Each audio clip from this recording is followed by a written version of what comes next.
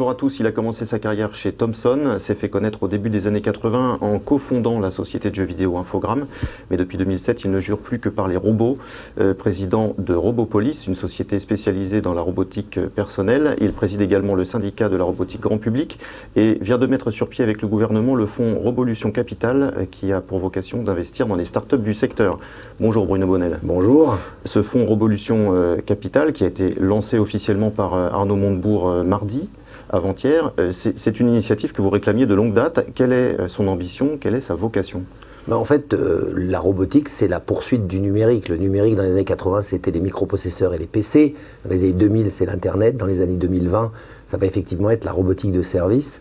Mais alors que l'Internet permettait, avec une table, une chaise et un ordinateur, de réussir à faire une société, là, il faut du CAPEX, il faut des fonds propres, et ce fonds est destiné à ces entreprises pour leur donner des fonds propres. Robotique de service, ça couvre quel champ précisément? C'est très large, ça peut être la chirurgie, ça peut être de la domotique, vous englobez quelles activités sous ce nom? Alors la robotique, c'est un champ diffusant effectivement dans plein de secteurs, et le fonds n'est pas dédié à un secteur particulier.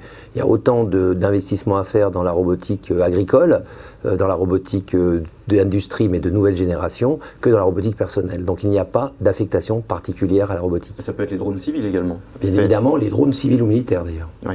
Et alors donc ce fonds, parlons-en, fonds doté de 80 millions d'euros? Alors c'est un fonds doté de 80 millions d'euros qui a une originalité, c'est que c'est un partenariat public et privé, puisqu'il y a des grandes institutions comme le Fonds européen d'investissement, la BPI, des grandes sociétés, AG2R La Mondiale, Thales, EDF, Orange, et des entrepreneurs comme moi-même ou Marc Simoncini par exemple, qui ont misé sur ce fonds. 80 millions d'euros, c'est plus que ce qui était prévu à l'origine, mais est-ce que ce sera suffisant pour faire naître des champions mondiaux demain de la robotique, puisque c'est l'objectif affiché, hein?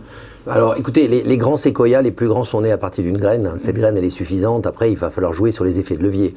Il est évident que ce fonds ne va pas travailler tout seul, et s'il y a des investissements qui vont au-delà de nos limites, puisque nous investissons entre 300 000 euros et 5 millions d'euros dans les sociétés, eh bien nous nous associerons.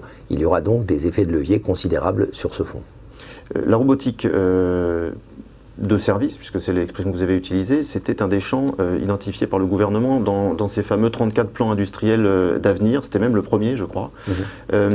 Concrètement, est-ce qu'il y a une excellence française dans ce domaine particulier? Et si c'est le cas, est-ce que vous pouvez nous donner des exemples de sociétés qui ont vocation demain à devenir des champions mondiaux? Alors écoutez, ce qui est intéressant, c'est qu'on vit un moment du monde particulier, c'est qu'après la révolution industrielle du 19e, on rentre dans la rovolution industrielle. C'est-à-dire que de très nombreux usages vont être transformés par l'intelligence apportée aux machines. Rovolution, je vous interromps 2 secondes, mais c'est copyright Bruno Bonnel, hein. C'est vous qui avez inventé le terme. Alors, je ne sais pas si je l'ai inventé, en tout cas je le clame.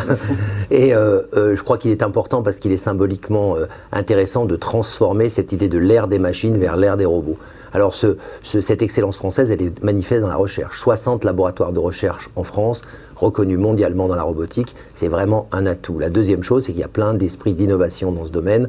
Par exemple, MedTech, qui est une société de robotique chirurgicale cotée en bourse, de pointe, Delta Drone, qui fait des drones civils de surveillance aussi cotés en bourse. Il y a également le groupe Gorgé, 1300 personnes qui se dédient à la robotique civile et militaire de sécurité.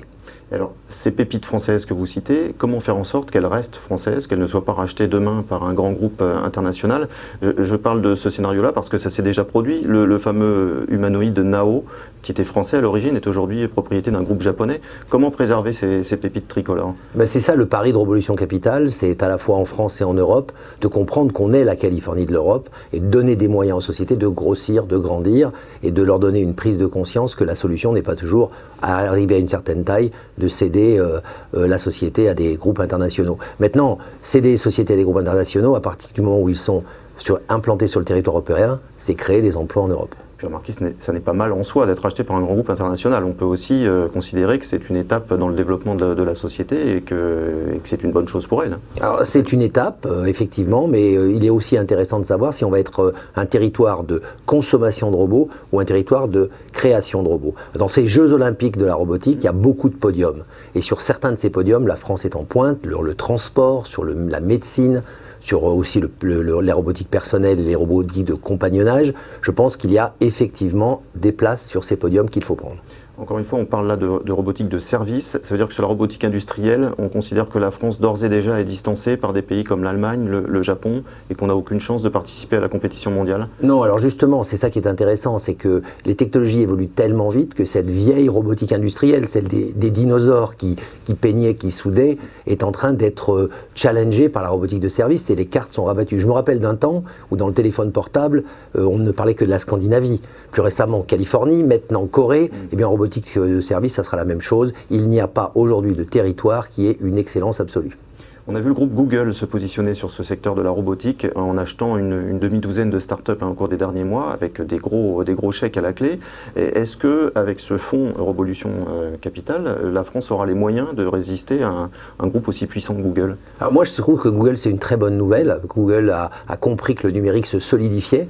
Il va maintenant vers la robotique. C'est un encouragement à continuer d'investir. Il y a beaucoup de place. Un marché aujourd'hui de 18 milliards de dollars à peu près au niveau mondial, attendu dans 5 ans à 100 milliards et dans 10 ans à 200 milliards de dollars. Donc des secteurs de croissance diverses, même Google ne pourra pas avaler la totalité de la robotique.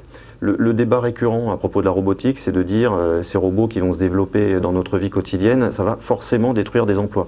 Vous pensez exactement l'inverse? Oui, parce que d'abord il y a des études qui le prouvent. Les pays les plus robotisés sont les pays où il y a le moins de problèmes d'emploi. Et l'IFR, l'International Federation of Robotics, dit pour un robot installé, il y a 3 emplois créés et pas des emplois de qualification supérieure nécessaire. Il faut les maintenir, il faut absolument les installer. Donc il y a du travail de toute la chaîne de valeur à faire dans la robotique. Vous avez fait une estimation à l'échelle de la France du nombre d'emplois que pourrait créer l'essor de cette filière? Alors vous savez, j'ai été le créateur d'Infony, le premier Internet provider français. En 1996, il y avait moins d'emplois dans l'Internet qu'il y en a aujourd'hui dans la robotique. Donc si on voit 20 ans après l'essor qu'a pris l'Internet dans notre système économique, on peut s'attendre à ce que la robotique soit probablement dans un facteur 10 par rapport à celui-là. Merci beaucoup Bruno Bonnel, à bientôt. Merci. Au revoir.